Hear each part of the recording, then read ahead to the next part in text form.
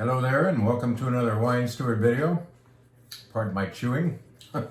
I'd like to tell you about what can you hear that? What I'm munching right now. I'll get to it. This is a Certico from the island of Santorini. This is Cinco de Mayo from further north in the country of Greece. It has been a very interesting Greek wine week for me.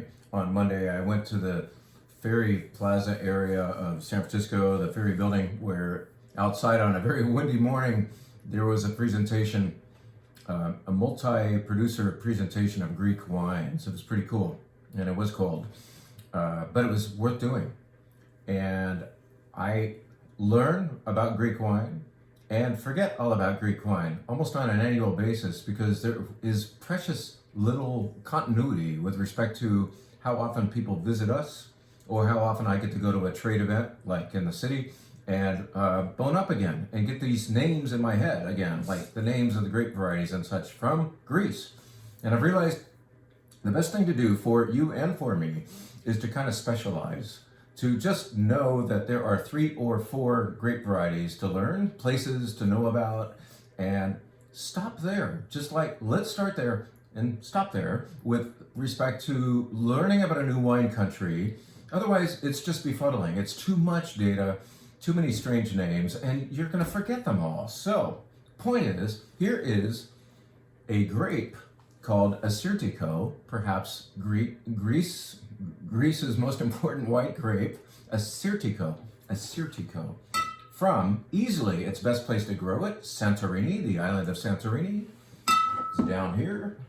This little guy down here. It used to be bigger. 3,000 years ago, it was bigger, and then it blew up, and the volcano went up in the air. All the rocks came back down, and all that remained was kind of a almost circular archipelago of islands, the largest of which is called Santorini now. But the Minoan civilization existed here and was quickly non-existent after that explosion, but they have found remains of that civilization there. And what also came there very, very shortly thereafter was a grape called a Certico. A Certico is grown especially with these really crazy vine configurations. You gotta go ahead, do a little search, like image, Google it, image Certico vine Santorini, and you will see pictures of vines that are configured, pruned, or actually unpruned for sometimes 60 years at a time, and configured in like a basket shape. This is all to protect, to collect water because there's no irrigation here, and to also prevent mildew. But they've just found over the years, actually hundreds of years, that this is a good way to do the Certico thing on this crazy dry island of Santorini. And all that sounds cool. The grape clusters or grape vines look really cool, but what is wonderful for the wine lover is how damn good this wine is. What is not so good for the wine lover is how this wine has kind of doubled in price in the last 15 years that I've been aware of it. And it's no longer inexpensive. Actually, it was never cheap. And now it is like buying good white Burgundy, but I believe it is easily as complex and interesting as white Burgundy and represents its location very well. How does it represent? Especially with the brininess. You can tell you're on an island. You can tell that the soil is minerally, and you should have this, the very best. I would call it the Grand Cru of a Certico. It is the best one out there. It's the first. These guys have had a lot to do with reviving the Certico program there on the island of Santorini. Okay, so we learned about one grape. We said it often enough. A Certico, a Certico, a Certico. We'll be saying it all weekend long for certain reasons, so stand by. Let's get to know one other grape name. Cinco de Mayo. Cinco de Mayo. So the first sound you're going to make is kind of like a KS at the same time. Cinco de Mayo. And that apparently is the emphasis, how you accent that word. Cinco de Mayo. Not Zeno Mavro. That's how we said it for a long time and thought we were smart. Now we're smarter. It's Cinco de Mayo. And it's perhaps the most important red grape of Greece. Cinco de Mayo. Fun to say, right? Once you can show off at parties, but don't ever be a wine snob about it. This can be equated with perhaps Nebbiolo. Nebbiolo from northern Italy, Piemonte. It has the same kind of tannic structure. It has the same prettiness of aroma. It's not dark in color, and neither is great Nebbiolo a la Barolo in northern Italy. Xinomavro, perhaps the noble grape of Greece. Okay, so now you know about two Greek grape varieties, Assyrtiko, the white, Xinomavro, the red. We're going to tell you one more word in a few minutes as we get into the wine bar flight. I'm just telling you, we now have these in stock. I should how about a quick commercial for what I was crunching at the beginning of the video. These are crunchy Cuicos. I think that's how you say it, Cuicos. And apparently, Mythica Cuicos surpass all others for their crunchiness and depth of flavor. Well, let's just call it what it is, or what they are. They are these. They are freaking corn nuts, okay? Corn nuts. I used to buy them out of a vending machine before I got on a BART train at the Concord BART station. Yeah, BARTs. BART stations used to have vending machines. Can you believe it? So corn nuts, we know what corn nuts are, right? Crunchy. These are big suckers. They're beautiful. They're better than the domestic ones that I've had as a youth. These are from Spain. Spanish corn nuts. Does the wine steward really need to carry them?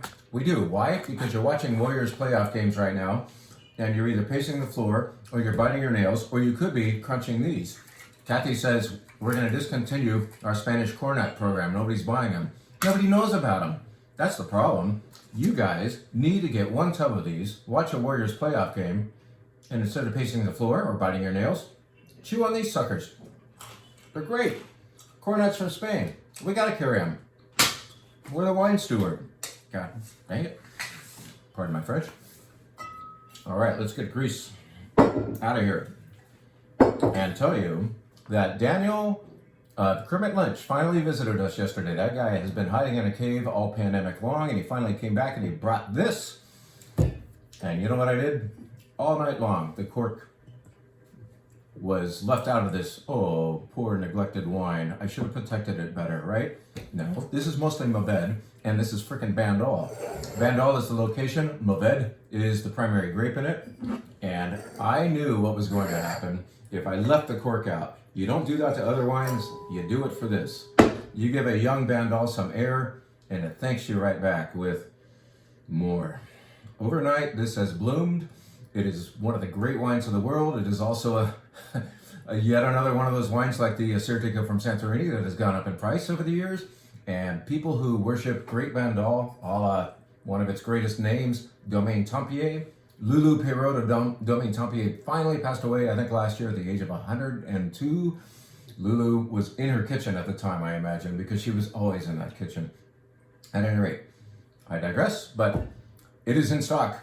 Because Daniel visited yesterday and we got an order right in here today. We have several Kermit Lynch wines back in the store, some whites, some reds, including this flagship. I believe the two flagships of the Kermit Lynch empire, we could call it now, are in fact Domaine Tempier and View Telegraph from Chateau De Vo. So this is a little south of there, closer to the Mediterranean. Mourvedre, the greatest Mourvedre in the world, arguably.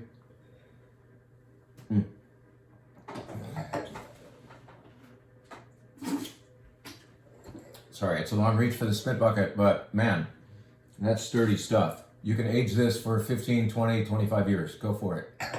In other words, you need 6 bottles, not 1, so that you can observe its progression. That'll be good. Domaine Tempier, come on, it's one of the great wines of the world. It's at the Wine Steward, one of the greatest wine shops in the world.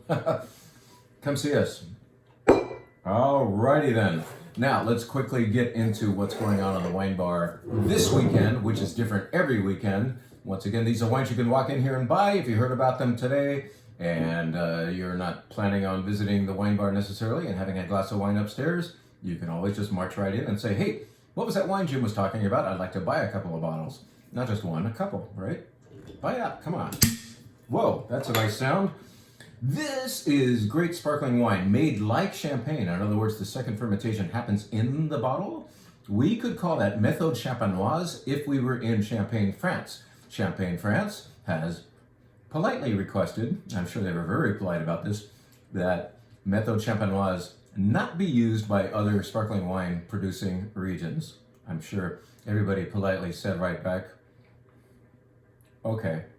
Anyway, South Africa has, so this is made like champagne, second fermentation in bottle, but it's not called Methane Champenoise. The South African sparkling wine producers came up with the name Cap Classique, Méthode Cap Classique, and that's what happens in Grand Bec wines.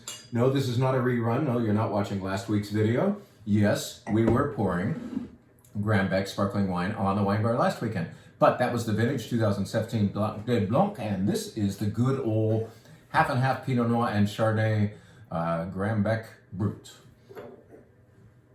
It costs less. You wine club members get a, let's say, champagne style. Can I say that without nobody's knocking at the door?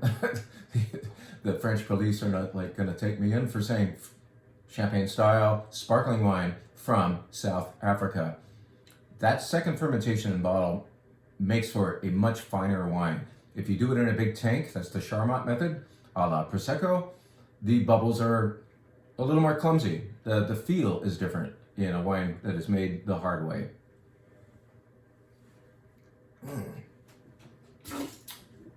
That's serious stuff. I almost said another word. Let's say another word now. We have a rosé, a la, like the real shit. Whoop, sorry, I said it. That's not what I meant to say. I wanted to say Fouquet. This is Domaine de la Fouquet Rosé, and it just arrived. And I could be wearing the shirt that I have that has piñatas and tacos and avocados on it for Cinco de Mayo. Happy Cinco de Mayo. Feliz Cinco de Mayo. Or I have, like, there's a clash of celebrations. There's a little bit of, like, what shirt do I wear today? Because I'm celebrating the fact that finally the 2021 rosés are arriving from Europe.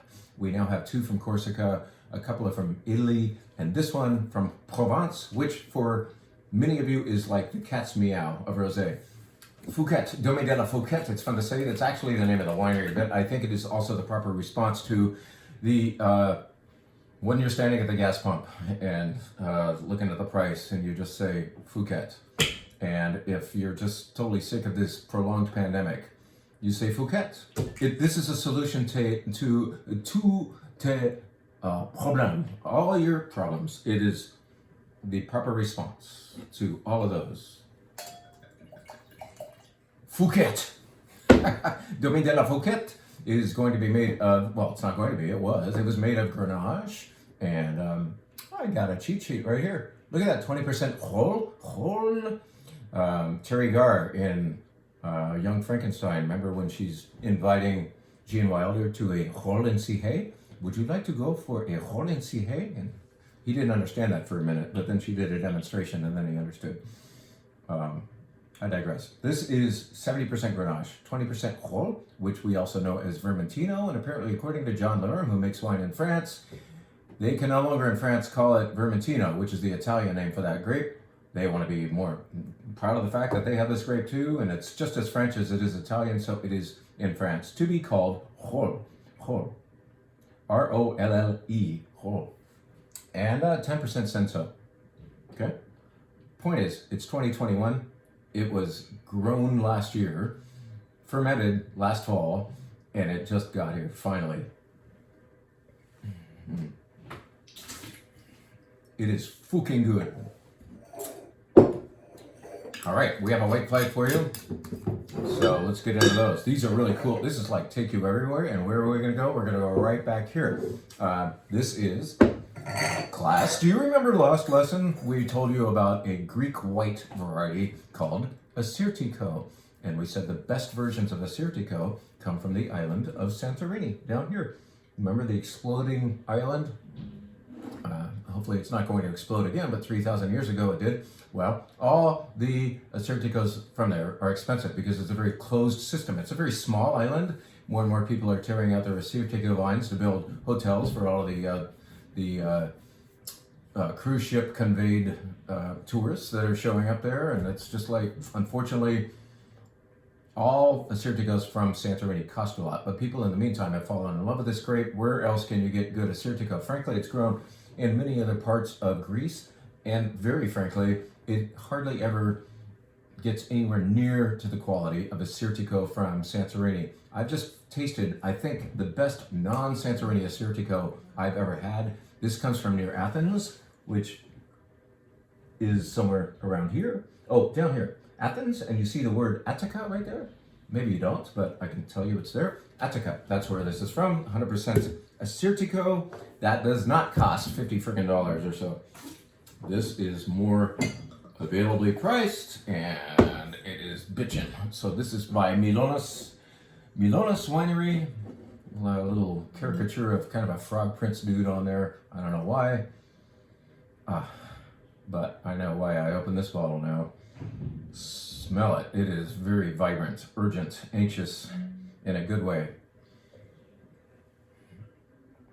There's a delicious bitterness, and I say delicious bitterness because there is such a thing. The same way when you drink gin and tonic and you're adding tonic for that little edginess, you know, if it was just soft and kind of sweet, no, that doesn't work. You need the bitter, and this is not sweet at all, by the way. It's bone dry and slightly bitter in a very good, refreshing way. It's got nice snap to it. Yoo-hoo! My mouth is awake now. So that's cool. We're bringing a little Greece. You know, we talked about it at the beginning, and we're going to bring some of it to the wine bar. There's going to be a red from there as well in the red flight. But let's first go to our next white wine, which is called Chateau De Vo. And this is from the Moselle region. It's very, very convenient to say that the northernmost wine region of France is Champagne. It's very conventional. And it's almost true, because this region of Moselle, which is actually farther north, consists of perhaps, I don't know, 20, 30, 40 acres. And that's about all there is to this wine region that's farther north than Champagne. And here, Moselle, which is on the Moselle or Mosel River in Germany, there's a lot of wine grown along it. Well, this is actually France, and it looks Germanic, perhaps because of this hawk-shaped bottle. Chateau De Vo is going to be made of Auxerrois. Maybe you haven't heard of Auxerrois, but it's very important in Alsace and other parts north in France. And what else is in here? Müller-Thurgau, and Gewürztraminer. And I think there's a splash of Pinot Gris in it as well. It's a nice combo wine, white wine, that is imported by our friend Charles Neal. And once again, it looks like it's going to be sweet. It smells, it's got beautiful like tree fruit smells, orchard fruits. That's fancy.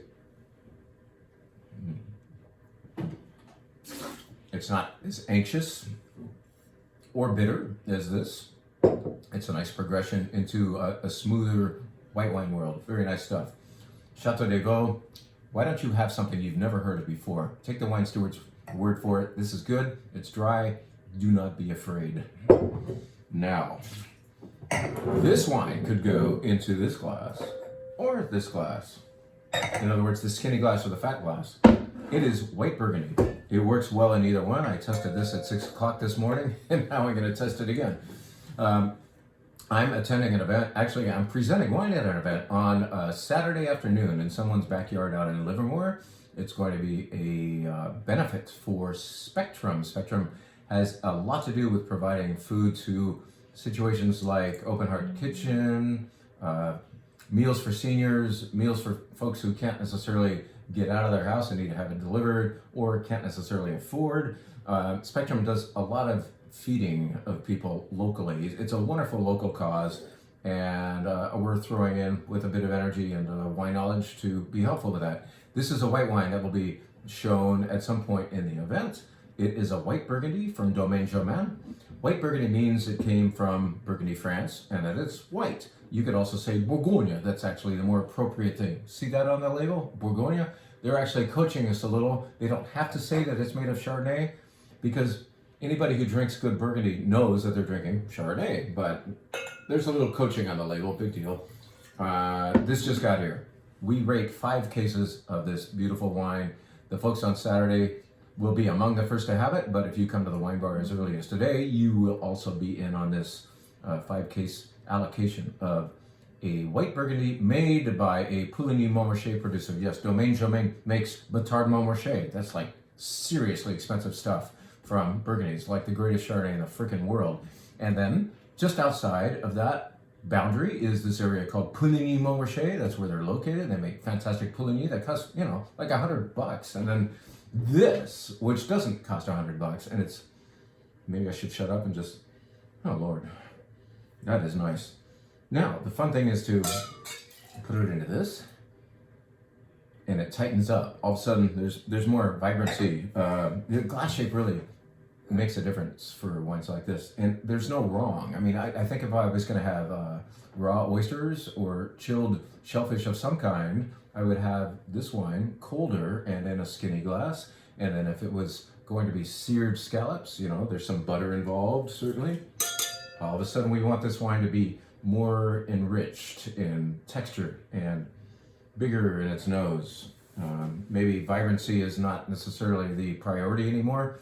We want something a little more voluptuous, and just as the glass looks in shape more voluptuous, it has hips.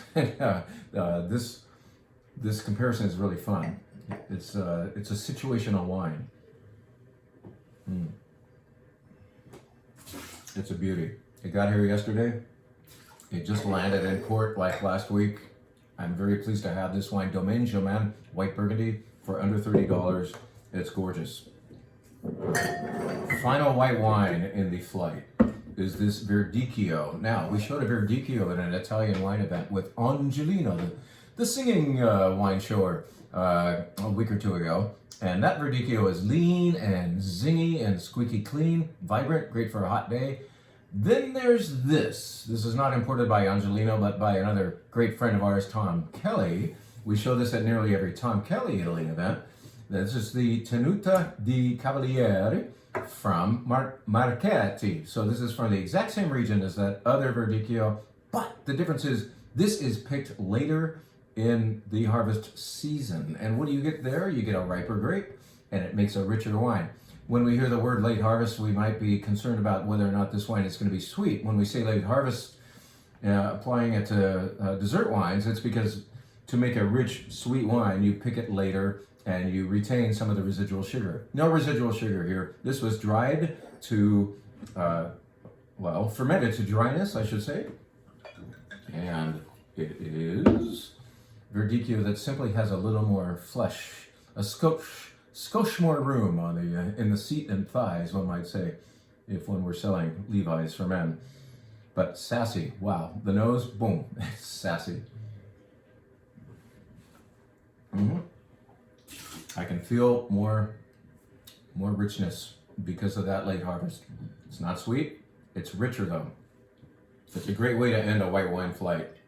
Major attitude. Good stuff. Now, here's the red flight, real quick. I'll try to roll through these things fast, but I decided to name the red flight this week, choosing wine accordingly.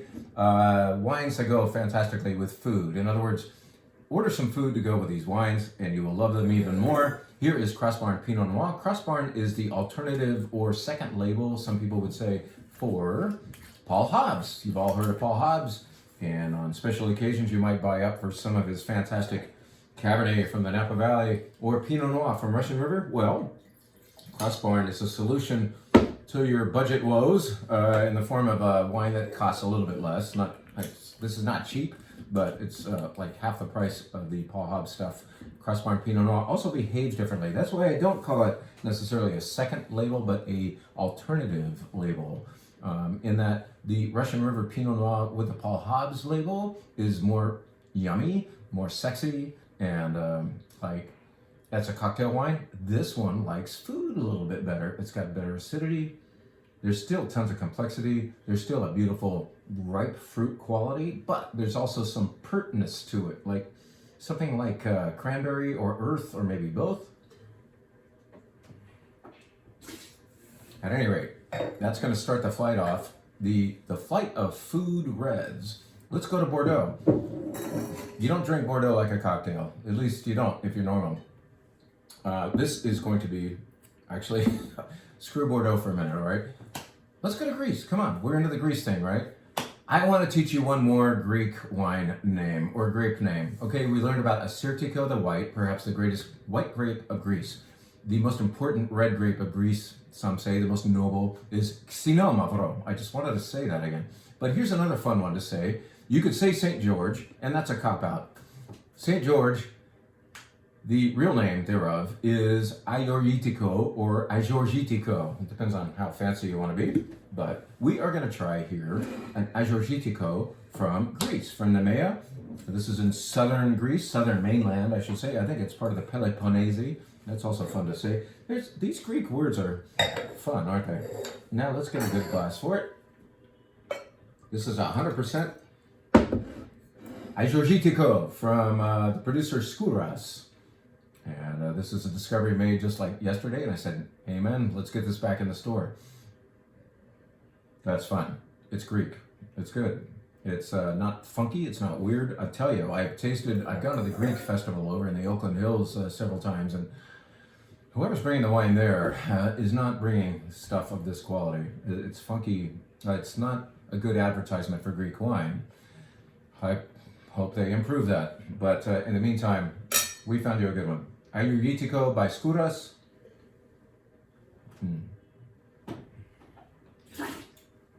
Where's the lamb?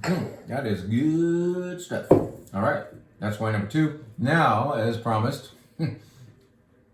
as foretold, we're going to Bordeaux, not once but twice. Let's get both of these bottles up here and tell you that we have a kind of an entry-level Bordeaux here, entry-level, and yet it got nice ratings, as you can see by the audacious sticker on there. But this is Chateau Clairac, Bordeaux Superior, and in that area, the wines are nearly always based on Merlot. It's inexpensive, and yet it's good. This is solid stuff. Now, to just kind of like get Bordeaux into the head, why don't we do it twice? So this is more important. This is from Grave. Grave, you don't say the S at the end, so it looks like Graves or Graves, but it's Grave, and it's from southern Bordeaux. This is the home of the first growth called Chateau Aubryon, and that's marvelous wine, I imagine. I think I've only had it once. And this is Chateau Crabapty, which does not cost as much, and yet it's pretty freaking good. This is going to be roughly half and half Merlot and Cabernet Sauvignon. But there's also a actually rare inclusion of 6% Petit Verdot in this wine as well. This went to the wine club, I think the World Class Wine Club a few months ago. We have some left over. Let's bring it upstairs. Let's give you a little a Bordeaux immersion with 2 bottles of wine, 2 different bottles from there, and put them in our flight. So good, Bordeaux and Bordeaux. The final wine, alluding once again to our visit from Daniel Madero of Kermit Lynch that occurred yesterday. Why don't we put one of the new Kermit Lynch wines on our menu? This is Domaine Les Paliers. And you've probably heard of a great Chateauneuf-du-Pape producer, I think I mentioned it earlier, called Vieux Telegraph. Vieux Telegraph.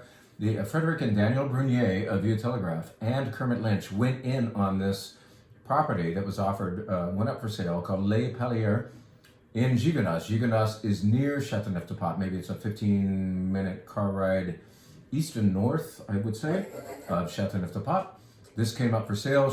Kermit was already working with this producer, and then the producer said, hey, dude, do you want to buy my place? Kermit said, I don't have quite enough money, but I can maybe buy half of it. So he asked the Bruniers if they wanted to play, and so you've got this collaborative wine, and this has only gotten better over the years. Les Paliers Gigondas, they make 2, at least that I know of, bottlings. One is called Les Racines, and then this is the Diable.